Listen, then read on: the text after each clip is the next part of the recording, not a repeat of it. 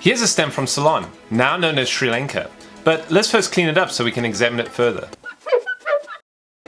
We can see it's from Ceylon in the top right of the stem. Prior to 1972, Sri Lanka was known by the name Ceylon.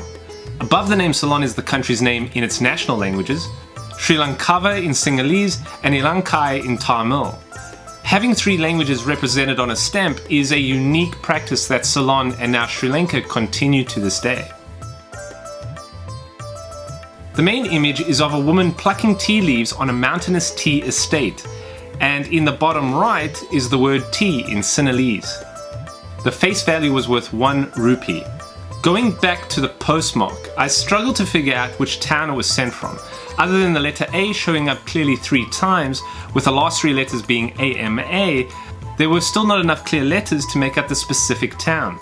There are a lot of municipalities in Sri Lanka that have AMA at the end, so I'll have to admit defeat on this one. As for a date, this was sent in June with the Roman numerals indicating the 6th month, no indication of the year. This stamp measures 24 by 37 millimeters and was issued back in 1964. So, as already mentioned, Ceylon used to be the name for Sri Lanka. The country is an island that's located in the Indian Ocean just south of India. And it was named Ceylon by the Portuguese who occupied the land starting in 1505. It changed hands in 1658 to the Dutch before 1802 when the British took control, and they transliterated Ceylon to Ceylon. It was the name for the country until 1972 when it became a republic and took on the name Sri Lanka, a much closer name to the Sinhalese and Tamil names for it. And so because of this, you'll find Sri Lankan stamps under the name Ceylon pre-1972, and as far back as 1857 when the country began issuing stamps for the first time. Ceylon's first stamp was brown. It was worth 6 pence, and following British colonial protocol, it featured Queen Victoria. All of Ceylon's earlier stamps, of course, feature Queen Victoria, but one issued in 1859 became rare and is valuable today. It's known as the dull rose for its color and was worth 4 pence. Only 7,000 of these dull rose stamps were issued, and apparently very few of them are around today. There are estimates that only 10 mint dull roses are in existence today, and they're worth quite a large sum of money. You may not have a used or one of the 10 mint dull roses out there, but you can certainly get your hands on a stamp from Ceylon. There are plenty of them out there featuring its fauna, flora, its history, its agriculture, and a variety of other topics. In 1948, the country became independent and still used the name Ceylon. And that was until May of 1972 when the country became a republic and adopted the name Sri Lanka. From 1972 onwards, the stamps have the name Sri Lanka on them, and I found a couple of stamps that also feature Sri Lanka and then in parentheses Ceylon underneath that. But that of course was when the name was still fresh, and today you'll find plenty of Sri Lankan stamps, none of which refer to the country as Ceylon. But you will find reference to Ceylon when it comes to tea. And that brings us back to the first stamp I pulled from the box. Firstly, it's very common for countries to issue stamps featuring agriculture or the key products and services that drive the economy. This stamp was a redrawn definitive issue that was first used in 1951 and again in 1958, before this 1964 issue. It's really acknowledging an important economic activity as the country was approaching its 100th anniversary of cultivating and producing tea. When it comes to Sri Lanka, tea plays an important role in the history of its economy. Sri Lankan tea is still branded as Ceylon tea today, and the history of how the country got into tea is quite an incredible story. Prior to tea, Ceylon was known for its coffee. It began growing coffee on a large scale in the early 1800s, peaking in the 1860s, and was one of the major coffee producers in the world. But in 1869 into 1870, a fungus that killed the coffee plant swept across the island. Now this fungus, this coffee leaf rust, was nicknamed Devastating Emily, and it wiped out the coffee plantations. Suddenly, Ceylon's most lucrative crop, the driver behind its employment and its economy, had come to an end. Before Devastating Emily hit, a Scotsman by the name of James Taylor began experimenting with tea plants in Sri Lanka. Tea Tea was China's thing. They had a monopoly on the crop, and it was growing in popularity in Europe, in particular with the UK. Now, of course, Great Britain was interested in breaking China's monopoly with tea, and had already introduced the tea plant to India, who today is the second largest producer of tea after China. Anyway, Sri Lanka has the right soil as well as climate for the tea plant, and James Taylor was in the right place at the right time when the coffee crop failed. Ceylon looked to James Taylor for how to grow and work with the tea plant. Even just harvesting the tea leaves requires a certain set of skills. You need to pluck only the right tea leaves. Apparently it's the younger leaves, but there's more of a science behind it.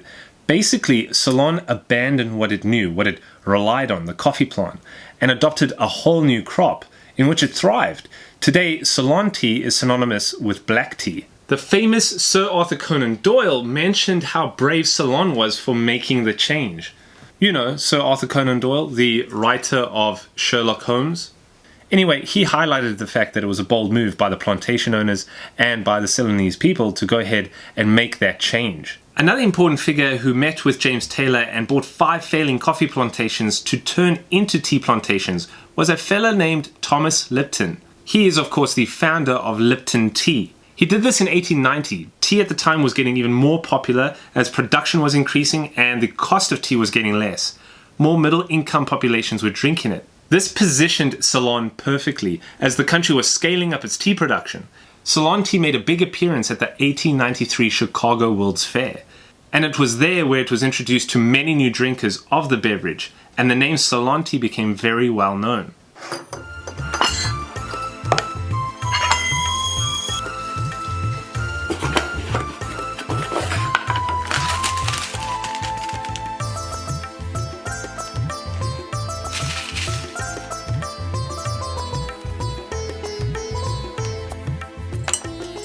Today, tea is still very important to Sri Lanka. Although it only makes up 2% of the country's GDP, it is the 4th largest producer of tea in the world, and the Ceylon tea brand is still very highly respected.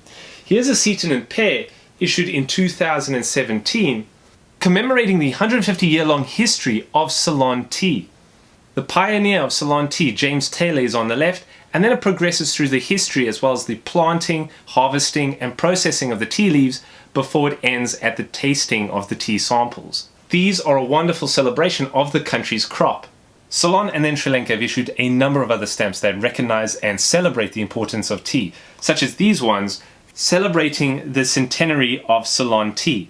This particular one shows a tea box being loaded onto a cargo ship for exporting, and it brings up a symbol that I want to address that shows up not only on that box, but my vintage tea box, as well as these stamps, and of course the Sri Lankan flag.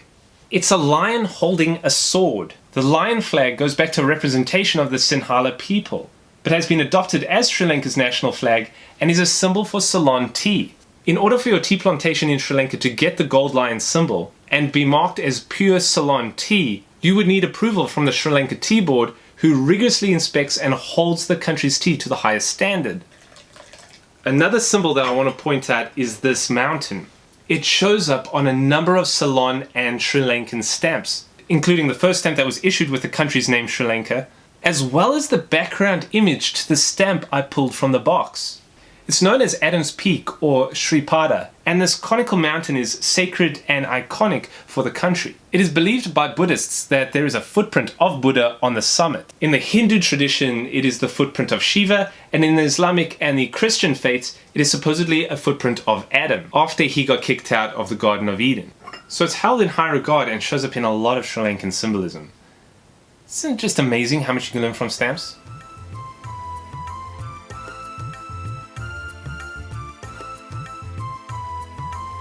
I hope that you all enjoyed the video. If you're new to the channel, check out the other videos with additional learnings and adventures with stamps. Also be sure to subscribe to get notified when new videos are available. Thanks for watching, and I'll see you next time.